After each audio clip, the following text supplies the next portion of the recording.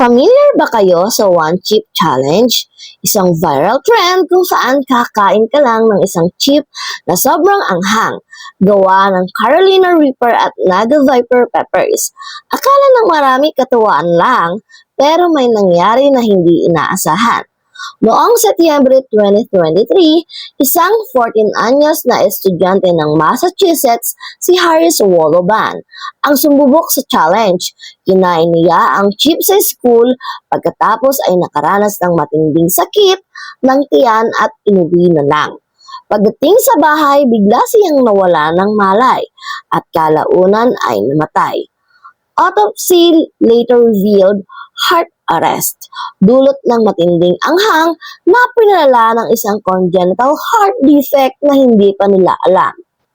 Dahil dito, binawi ng Paki ang chips sa mga tindahan at naglabas ng babala, not for kids or anyone with health issues.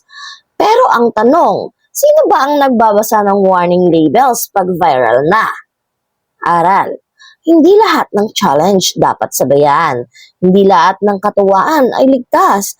Isang kagat lang, pwede ka nang mawala ng pagkakataong mabuhay. Like, share, at itag ang mga kaibigan mong mahilig sa spice para aware sila.